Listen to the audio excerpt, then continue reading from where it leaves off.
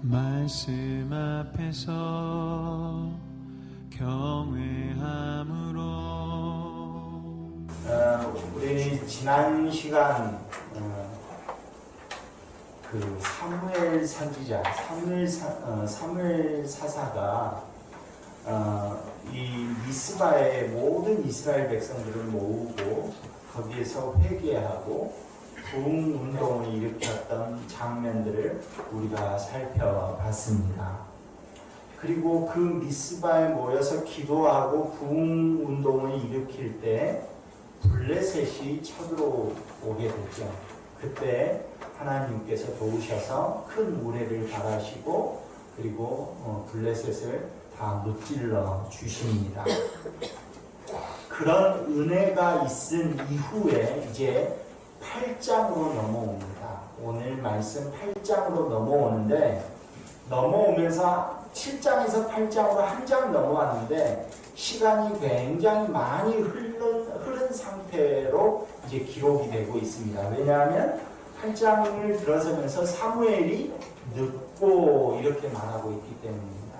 그러니까 미스바에서 성령 운동을 일으켰을 때는 사무엘이 청년의 때였습니다. 그것도 아주 젊은 청년, 그때였다고 하면 지금 사무엘이 나이가 많아서 누구에게 그 사사의 직을 세습을 하냐면 자기 아들, 두 아들에게 사사의 직을 세습하죠. 그러니까 굉장히 지금 시간이 많이 흘렀다라는 것을 볼 수 있습니다. 그런데 그 아들들에게 사사의 직을 세습을 했는데 그 아들들이 하나님의 말씀대로 잘 이스라엘을 다스렸으면 굉장히 좋았을 것을 그 두 아들들이 엘리 제사장의 그 두 아들과 같이 행동해 버린 것입니다. 특별히 이 판결을 하는 데 있어서, 재판을 하는 데 있어서 이 두 아들이 뇌물을 받고 뇌물을 준 사람의 편을 들어서 판결을 바꿔버린, 번복해버리게 이런 일들을 행한 것이죠. 그러니까 이스라엘의 장로들이 모여서 도저히 안 되겠다라고 생각을 하고 사무엘이 있는 곳으로 이 장로들이 찾아옵니다. 사무엘이 있는 곳으로 장로들이 찾아와서 사무엘에게 말하기를 어떻게 말합니까? 당신은 늙어버렸고, 그러니까 이 말은 당신은 더 이상 사사의 직을 행할 수 없고, 그리고 당신의 두 아들은 뇌물을 받고 판결을 굳게 한다, 판결을 어지럽힌다 라고 말을 하면서, 그러니 이제 우리에게 다른 나라들처럼 왕을 줘서 그 왕이 나라를 다스릴 수 있도록 해달라, 이렇게 요청을 하고 있는 것입니다. 근데 이 장로들의 요청을 보면 명분이 있어 보입니다. 그러지 않아요. 사무엘은 더 이상 나이가 많아서 하나님의 말씀을 전할 수가 없고, 또 그 두 아들을 세워놨더니 그 두 아들은 뇌물을 받고 판결을 자기 마음대로 해버리고, 그러니 더 이상 우리에게는 왕이 필요하다. 다른 나라들처럼 왕을 줘서 그 왕이 이 나라를 다스리게 해주십시오 라고 하는 이 명분에 있어서는 사무엘 선지자, 사무엘 사사도 더 이상 말할 내용이 없을 만큼 명분이 아주 뚜렷합니다. 제가 그런 경우들 많이 보거든요. 제가 교회에 나오십시오 라고 이렇게 권면을 하면 아주 명분이, 제가 뭐라고 말을 할 수 없을 만큼 명분을 내세워서 못 가겠다고 하는 경우들 많거든요.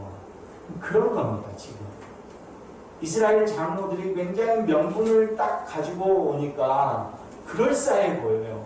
도저히 이 말을 거스를 수가 없어 보입니다.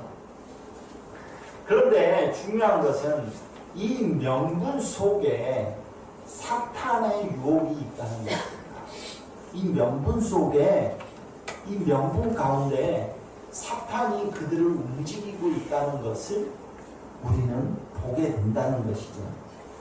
이들의 명분은 사무엘은 늙었고 사무엘의 아들들이 문제를 일으키니까 대신 왕을 요구하고 있는 것 아닙니까? 5절 말씀이 그 이야기 아닙니까? 5절을 우리 한번 같이 읽어볼까요? 5절입니다. 그에게 이르되 보소서 당신은 늙고 당신의 아들들은 당신의 행위를 따르지 아니하니 모든 나라와 같이 우리에게 왕을 세워 우리를 다스리게 하소서 한지라. 그렇습니다. 모든 다른 나라들은 다 왕을 세워가지고 그렇게 나라를 다스립니다. 이제 우리에게도 왕을 주십시오 라는 것이죠. 그런데 여기에 사탄의 유혹이 있다는 것은 이런 겁니다. 사사가 문제가 생기면 그러면 다른 사사를 세우면 되잖아요. 예를 들어서 사무엘에게 찾아와가지고 당신의 아들들이 도저히 안 되겠다. 뇌물을 받고 판결을 굳게 하고 이런 것이 비일비재하다. 도저히 그들은 하나님의 말씀을 전할 수가 없다. 그러니 다른 사사를 우리에게 주라. 라고 말할 수도 있잖아요. 왜 그렇습니까? 왜냐하면 지금 이스라엘을 다스리는 분, 즉 이들이 지금 굳이 왕을 요구하고 있는데 이스라엘의 왕이라고 한다면 굳이 말하자면 하나님이 왕이신 겁니다. 신정 정치를 하고 있는 거예요. 하나님이 왕이 돼서 하나님께서 자기의 그 사사를 통하여서 말씀을 전달하게 하고 이스라엘을 다스리고 있는 겁니다. 그러니까 왕이 있어요. 지금 굳이 말하자면. 그런데 지금 이스라엘 백성들은 지금 사사를 요구하는 것이 아니라 하나님을 믿을 수가 없으니 하나님을 우리의 왕의 자리에서 내쫓고 그리고 인간 그 왕을 세우십시다. 이렇게 말하고 있는 거예요. 그러면서 명분이 무슨 명분을 내세웁니까? 다른 나라들도 다 그렇게 하고 있습니다. 아니 우리보다 더 강대한 나라들도 다 그렇게 왕을 세워서 나라를 다스리고 있는데 우리는 정말 조그만 약소국, 그 약소국인 우리가 왜 저들의 그 모범을 따라 행하지 않느냐 이런 것 아닙니까? 다른 나라들, 강대한 나라들은 다 그렇게 합니다. 그러니까 그렇게 하자. 우리도 그런 것이죠. 그러니까 이 다른 나라들처럼 하자는 것은 이스라엘 백성들이 명분으로는 이렇게 내세우고 있지만 그들 마음속에는 뭐가 있냐면 눈에 보이는 리더십을 요구하고 있는 겁니다. 그러니까 하나님은 눈에 안 보이잖아요. 하나님은 눈에 안 보여요. 그런데 이 사사를 통해서 하나님의 말씀을 전달을 받잖아요. 근데 그 말도 진짜로 하나님으로부터 말씀을 받아서 전달하는 건지 볼 수가 없는 거예요. 왜? 아니 사무엘의 그 두 아들들 보니까 하나님의 말씀을 듣고 우리에게 말씀을 전달해야 될 그 사람조차도 뇌물을 받고 판결을 굳게 하는 거예요. 그러니까 우리가 도저히 이해할 수 없다, 볼 수 없는 리더십은 리더십이 아닌 거예요. 인간들의 이 마음은, 지금 이스라엘의 마음은 눈에 보이는 리더십. 저 다른 나라들도 다 왕정을 세워가지고 그 왕이 나라를 다스리니까 나라들이 강대해지지 않았느냐. 그런 눈에 보이는 리더십을 요구하고 있는 것이죠. 그것이 훨씬 더 이스라엘 백성들 입장에서는 안정감이 있다는 거예요. 우리 그런 거잖아요. 누가 말로만 계속 하나님이 이렇게 말씀하셨어. 하나님이 이렇게 말씀하셨어. 이렇게 말하는 그것보다 하나님께서 갑자기 우리 교회 앞에다 천둥을 그냥 한번 팍 마른 날벼락 그냥 팍 쳐버리면 여러분 더 잘 믿겠죠. 교회도 안 나오고 그러면 안 됩니다 라고 제가 아무리 100번 얘기해봐야 아무 소용없잖아요. 한 번 그냥 하나님께서 집에다가 날벼락을 한번 탁 치시면 깜짝 놀랄 거 아닙니까? 그러죠? 네, 양심은 있어서 그런다고 말을 못 하시고. 네. 그러니까 그런 거예요. 그러니까 지금 이스라엘 백성도 그런 거예요. 아니, 눈에 안 보이는 말로만 그렇게 하지 말고 진짜 왕을 통해서 군대도 양성하고 그리고 또 국방도 튼튼히 하기 위해서 나라를 지키고 뭐 이런 것들 눈에 보이는 것이 훨씬 더 안정감이 있다는 거예요. 이스라엘 백성들 입장에서는. 모든 나라와의 경쟁에서 뒤처지고 있다는 생각을 하고 있는 겁니다. 그래서 눈에 보이지 않는 하나님보다 눈에 보이는 왕이 우리에게는 더 믿음이 가고 더 안정감이 있다. 그러니 왕을 주십시오라는 것이 명분 속에 숨겨진 사탄의 유혹인 것입니다. 그러면 지금 이스라엘을 다스리는 분이 누구라고 했습니까? 하나님이라고 했잖아요. 이스라엘의 왕이 누구예요? 하나님이에요. 이스라엘의 왕이. 그런데 지금 이스라엘의 왕이 하나님인데 그 하나님을 밀어버리고 폐위시키고 그리고 인간의 왕을 세우겠다는 것 아닙니까? 눈에 보이지 않으니까 이런 일들이 벌어요. 사실 사무엘 선지자가 나라를 다스릴 때는 그런 여러 가지 일들이 없었어요. 왜입니까? 사무엘 선지자가 미스바에 모여라 해가지고 기도하고 부흥운동할 때 블레셋이 쳐들어와도 하나님께서 그 블레셋 한 진영 가운데다가 이 번개를 팍 내려치니까 다 이 블레셋이 놀라서 도망가잖아요. 그러니까 그러한 능력을 계속 봤단 말이죠. 이스라엘 백성들은. 그러니까 안정감이 있었어요. 눈에 보이니까. 그런데 사무엘이 늙었어요. 그래서 이제 사사의 자리에서 내려오고 그 두 아들을 세웠는데 그 두 아들도 아버지의 행위를 본받아야 되는 거 아니에요. 아버지의 행위를 본받았으면 이스라엘 백성들 입장에서는 안정감이 있었을 거예요. 아버지처럼 기도했더니 그냥 저 블레셋에 번개가 번쩍하고 치니까 블레셋이 다 죽고 도망치고 그런 것을 보여줬으면 이러지 않았겠죠.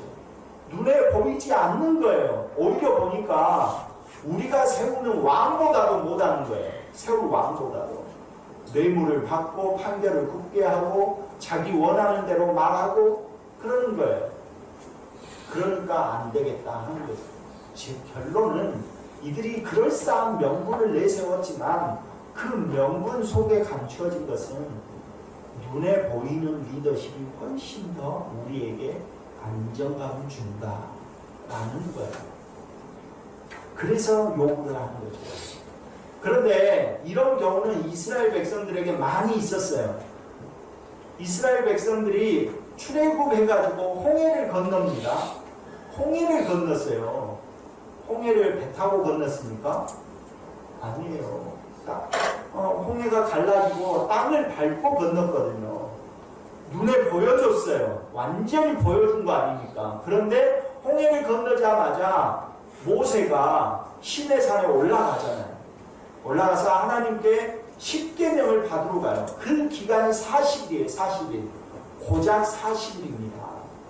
그 40일을 못 참아요. 이스라엘 백성들이 밑에서. 방금 전까지만 해도 홍해를 발로 걸어서 걷는 사람들이 40일을 못 참아가지고 모세가 안 보이니까 40일을 못 참아서 밑에서 아론을 꼬드겨가지고 뭐를 만듭니까? 금송아지 우상을 만들어요. 그리고 명분은 어떻게 말을 해요? 우리를 인도하여 낸 신이 하나님이 바로 이 금송아지다라고 말을 해요. 금방까지도 홍해를 건너는데 그리고 뒤에서 쫓아오던 애국 군대가 홍해에서 몰살되는 걸 봤어요. 그런데 40일 40일을 못 참았어요. 여러분 40일 금식 기도 뭐 이런 거 하시죠? 네. 그동안 잘 참아야 됩니다. 40일 기도, 작정 기도 뭐 이런 거 하시잖아요. 40일을 못 참았어요. 40일.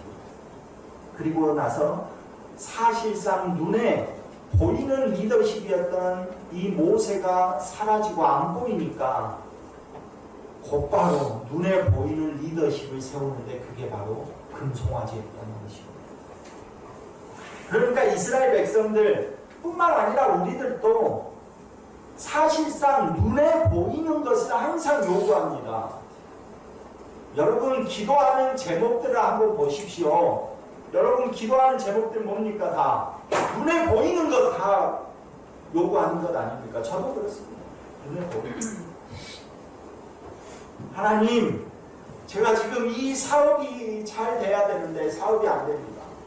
하나님, 이 사업이 잘 되면 이렇게 기도하잖아요. 우리 그런 거잖아요. 하나님, 이 병이 나오면 제가 하나님을 위해서 이런 기도하잖아요. 그런 거예요. 그러니까 가시적으로 눈에 보이는 것이 더 확실해 보이는 것이죠. 그래서 그것을 요구하고 있는 것입니다. 누구를 밀어내면서? 하나님을 왕의 자리에서 밀어내면서. 그것을 성경은 뭐라고 하느냐? 우상숭배라고 말합니다. 우상숭배. 눈에 보이는 더 강력한 리더십이 더 매력적이었던 것입니다. 어쩌면 우리들도 그런 것 아닙니까? 어쩌면 우리들도 하나님께서 우리 눈에 뭔가 확실하게 무언가를 보여주시면 내가 신앙생활 하는 데 있어서 더 즐겁고 더 활기차고 교회 오는 것이 더 기쁘고 즐겁고 그럴 텐데 눈에 보여주는 것은 하나도 없고 와서 들으면 늘 말씀으로 우리를 깨기만 하고 그러는 것 아닙니까? 우리 성도들과 또는 제가 어렵고 힘들 때 한번 주님 은혜를 베푸셔서 한번 강한 역사를 좀 보여주십시오. 그러면 정말 제가 신앙이 불붙듯이 일어날 텐데 우리의 가정이 다 하나님을 믿을 텐데 이런 것 아닙니까? 우리는 그런 것도 하잖아요. 눈에 보여주는 그것을 요구하기 위해서 하나님, 나는 이제 모릅니다. 하나님이 내 남편 알아서 하십시오.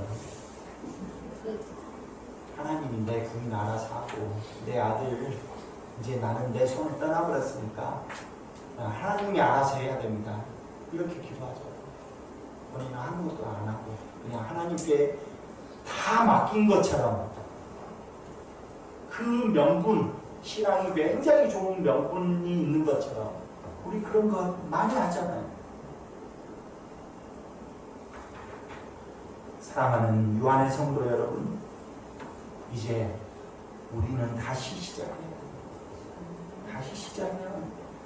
그 어떠한 명분을 여러분 앞에 방패를 세워놔도 우리의 마음을 누가 보십니까? 하나님이 보십니다. 여러분의 마음을 통찰해 보시는 분이 하나님이십니다. 여러분이 그럴싸한 명분으로 방패를 삼으면 저는 근접을 못해요. 그 명분 앞에서. 그러나 하나님께서는 그 명분 안에 깊숙이 여러분 마음까지 통찰하시는 분이 하나님이시다고 우리는 믿고 있는 것 아닙니까? 우리 모두는 하나님을 우리 삶의 주인이시고 우리의 왕으로 모시고 살아간다 이렇게 고백하는 성도들 아닙니까? 왕 대신 하나님을 경배하기 위해서 이 자리에 온 것 아닙니까? 우리의 주인 되시는 주님 앞에 예배하는 것보다 어떤 것도 더 큰 명분이 우리에게는 있을 수가 없습니다.